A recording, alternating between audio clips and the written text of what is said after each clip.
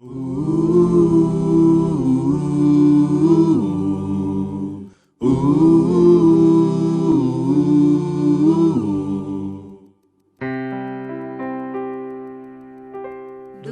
teu falar,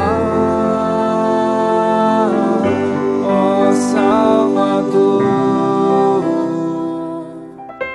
jamais vou duvidar, é encorajador. Alimento Diário, série Deus nos chama para o seu reino e glória. Título do volume 6, afinal, o que detém o anticristo? Autor Pedro Dong. Título da semana 2, aprendendo com a parábola da figueira. Sexta-feira. Ler com oração Mateus 24, versículos 34 e 35, que dizem: Em verdade vos digo que não passará esta geração sem que tudo isto aconteça. Passará o céu e a terra, porém as minhas palavras não passarão. A volta do Senhor está próxima. Vamos hoje compreender um pouco mais acerca da parábola da figueira. Aprendei, pois, a parábola da figueira. Quando já os seus ramos se renovam e as folhas brotam, sabeis que está próximo o verão. Mateus 24, 32. Com relação à vinda do Senhor, nós, a Igreja, precisamos ficar atentos à nação de Israel. No momento em que crucificaram a Jesus e mataram o Filho de Deus, interrompeu-se a história de Israel. A morte do ungido de Deus marca a interrupção da história de Israel, que só voltará a ser contada no final dos tempos, nos últimos 7 anos da profecia de Daniel. Da morte do ungido até se iniciar a última semana, ou seja, os últimos 7 anos desta era em que vivemos, temos a era da Igreja. Estamos com a responsabilidade de fazer essa vinha produzir os respectivos frutos para o Senhor. O versículo continua: Assim também vós, quando virdes todas essas coisas, sabei que está próximo, às portas. Mateus 24, 33. Querido leitor, o Senhor está realmente às portas. A Igreja precisa estar apercebida e preparada para o final dos tempos. Precisamos galgar degraus em todos os níveis, na unidade, na santificação, na maturidade, na justiça de Deus, na glória. Precisamos dar valor e guardar essa palavra que o Senhor nos tem dado e que pertence às nossas tradições. A geração corrupta que se opõe a Deus, cheia de pecados e iniquidades, não passará sem que essas coisas aconteçam. Mateus 24, 34 e 35. Em verdade vos digo que não passará esta geração sem que tudo isto aconteça. Passará o céu e a terra, porém as minhas palavras não passarão. Nenhum de nós sabe a data, o dia e a hora em que o Senhor retornará. A respeito daquele dia e hora, ninguém sabe. Nem os anjos dos céus, nem o Filho, senão o Pai. Versículo 36. Podemos apenas inferir sobre isso. Sempre devemos preparar-nos para o pior cenário, para o caminho mais crítico. Se Cristo realmente morreu no ano 30 do calendário cristão, ao somarmos 2000 anos, é provável que pelo caminho crítico, que a vinda pública do Senhor seja em 2030. Caminho crítico. Em inglês, Critical Path Method, CPM, é um método de análise de planejamento de projetos. O caminho crítico pode ser visto como o caminho mais curto para a conclusão do projeto. No contexto acima, refere-se ao caminho projetado por Deus para o acontecimento da segunda vinda de Cristo de maneira mais rápida. Essa abordagem leva em conta que para o Senhor, 1000 anos são como um dia. Assim, de Adão até a segunda volta de Cristo, teríamos 6.000 anos, ou 6 dias.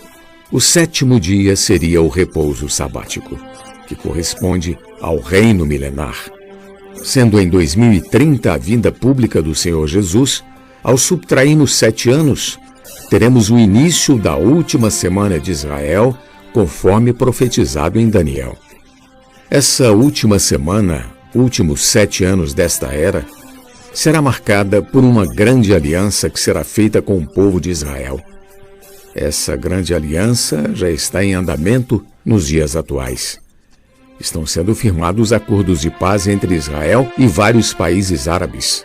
Se esse caminho crítico for válido, teremos até 2023, ou seja, mais 3 anos, para que esses acordos sejam costurados e chegue por fim o grande acordo que iniciará o período de paz e segurança, conforme mencionado por Paulo em 1 Tessalonicenses capítulo 5, versículo 3.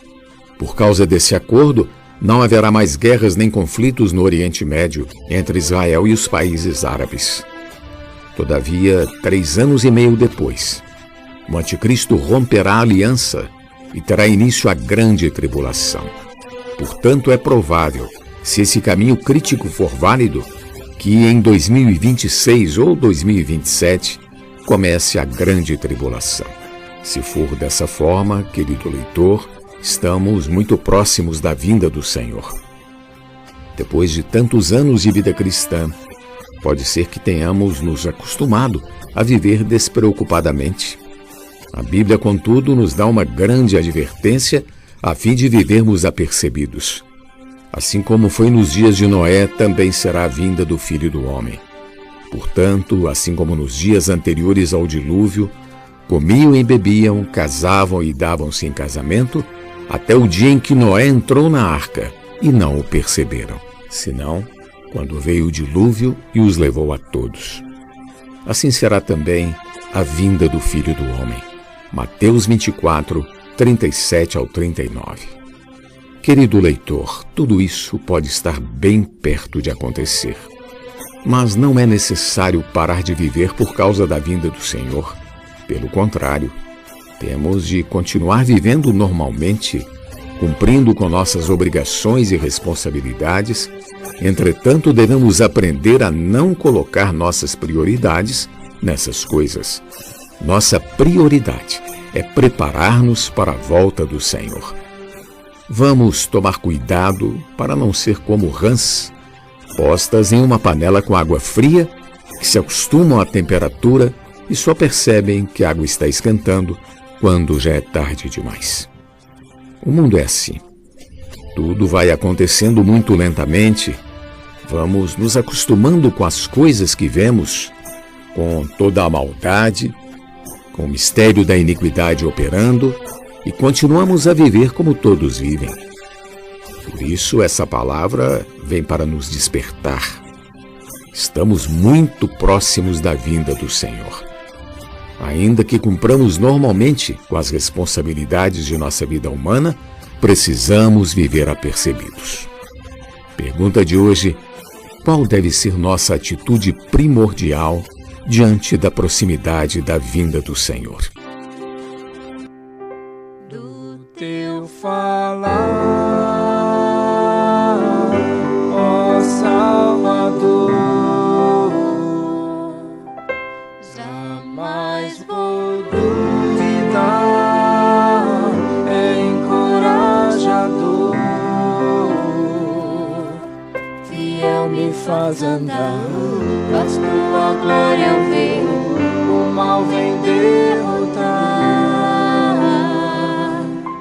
Fiel me faz andar, faz tua glória eu ver, o mal vem derrotar.